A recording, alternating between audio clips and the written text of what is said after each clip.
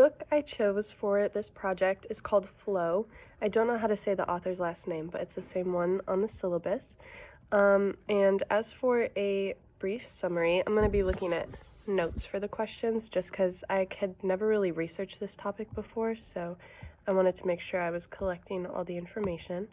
So what I understood it to be was just kind of going over the definition and how it contributes to different people in different activities, and just the overall concept of flow and how it can be applied to different activities, which is really great for me too, because when I started it, I fully expected it to just be talking about sports and sports psychology like we have done in the class for the most part. So I was prepared to kind of have to delve back into my high school athletics when reading, but I was pleasantly surprised to see that he also went into different topics talking about honestly just happiness and creativity. And the overall concept that I gathered was that flow results in happiness and creativity, and that it's something that you create yourself. And he kind of talks about the wide range of fields that you can go into. So he talks about like sports, music, business, just kind of everyday life things too that you can incorporate flow into. So I was able to relate to those now, which was really nice because I haven't really done sports since high school. But even because I had that experience in high school, I was still able to relate to the sports part of it too. So overall, I thought it was pretty cool. I'd never heard of the term flow before used in that context, so I thought that was pretty interesting. As for some important take-home messages, I wrote down quite a few because, like I said, I hadn't really researched something like this before. But something I wrote down was to be truly happy, we need to find activities that both kind of challenge us and require us to engage with the world around us. I thought that was kind of interesting because I think it's easy for a lot of people to just expect happiness to be created for you. But what the author focused on a lot was creating your own happiness by using flow and kind of creating your own outcomes, challenging yourself, getting the results that you want by using flow and just kind of engaging in whatever you're doing at that time. And I just thought that was so cool because there's a lot that we do subconsciously and by habit, but even if it's a daily activity, I just kind of go through the motions of it a lot of the time. But if I guess I really put in effort into every single thing I do, then I am going to feel more accomplished afterwards. So I thought that was a pretty cool take-home message. And then something else was that, flow's not like some crazy state of being or a mystical state. It's a psychological state, and we can cultivate it through practice and effort. So I also thought that was pretty cool because that also ties into the other point I made too, where it's not necessarily created for you, you create it yourself. And it also does take practice and effort. So if I'm running or something like I would in high school, I can't just think of enjoying running and I'm going to enjoy running. I need to think of my mental state at the time, my mental effort. I need to be present in the moment, really making sure that flow is occurring and it's not just me thinking about enjoying running. Like it's a special kind of state of being that you have to put effort and practice into. And that just might take a few tries, just with like pretty much everything else in life. But I didn't know that, so I also thought that was pretty cool. And then I wrote down quite a few quotes from the book just because it had a lot of interesting quotes in it that I wasn't necessarily expecting. But my 3 quotes, the first one is, "The best moments in our lives are not the passive, receptive, relaxing times. The best moments usually occur if a person's body or mind is stretched to its limits in a voluntary effort to accomplish something difficult and worthwhile."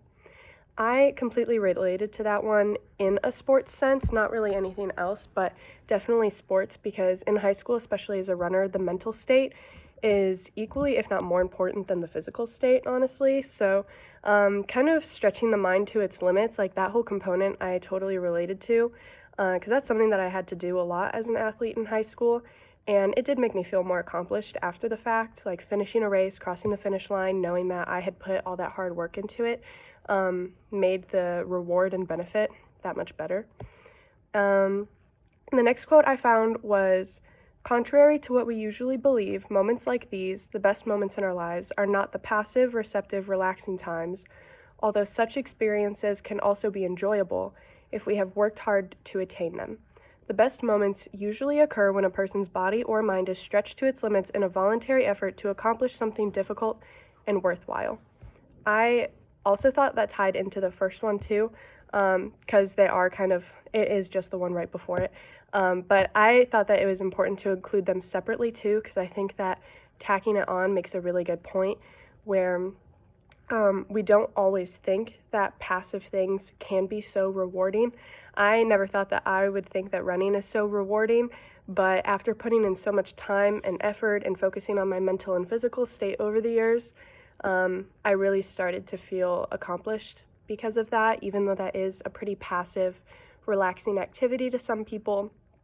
I found it very rewarding. I found that the skills I gained from it, I became a lot more determined, and it was just really rewarding.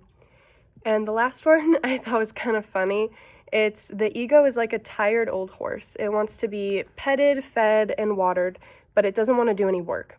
So this is kind of how I feel now about sports, just because I really don't do them anymore. But the ego is definitely still there. So I think about running, and I always think that I could definitely still run the same way that I would in high school, even though that's definitely not the case anymore. So I think it's interesting because a lot of old athletes, like retired athletes, probably also feel that way. So it's always just good to like take care of yourself, maybe participate in those old activities a little bit, just to kind of make sure that we're refreshing ourselves, because if we used to enjoy it at a certain time, odds are we'll enjoy it when we're older too. So I think that would help the ego too. Just kind of like pick up an old practice every once in a while, I think would make everyone a lot happier. Let's see. And then I related this a lot to the course, because throughout the course of taking this class, I was able to relate it to a lot of things going on in my life, even if it wasn't sports specifically, but all the principles were there, whether it was goal setting, goal planning, and honestly just having a certain kind of mentality before going into something. I just feel like it really changed the way that I kind of see things before and after I do something or try to challenge myself in any kind of way. So I thought that that was pretty cool. He brought up challenging yourself, so that I related that to the activity that we did. I thought about like the ego part. I thought about the goal setting that we did, how we separated mental and physical. So I think that the physical part can definitely like build that ego, but the mental part kind of contributes to it and kind of keeps it going. And then honestly, just flow in general, I think worked perfectly into this course and could be integrated in any of the chapters that we read, just because the whole mental state of sports, I think, works best when you can cultivate that flow when you're doing whatever activity it is, just because if you really enjoy what you're doing, you can definitely possibly get into that state of flow, and it just makes whatever you're doing that much more rewarding. So I kind of related it to everything we've gone over in this class, so I'm pretty glad that I picked this book, because it was pretty easy to read after all the chapters that we had gone through this semester. And then my overall rating of the book, I honestly really enjoyed it. I guess out of 5, I'd maybe give it like a 4 or 4.5, just because I'm not a huge book person anymore. But so it did take me a while to get through, but it was a pretty easy read. And honestly, it was a pretty easy concept after the first few kind of storylines and chapters, but I definitely recommend it to others just because it got me in kind of a different mindset, kind of like this class did. But I don't know, it was just one of those like self-reflection books that I really enjoyed, and it made me think about how I can apply flow into different parts of my life, and I just really enjoyed it. So I would definitely recommend it. I had a really great time reading this book. I had a really great time in this class. They're related to each other a whole bunch, and now I know what flow is, so that's pretty cool. So, thank you.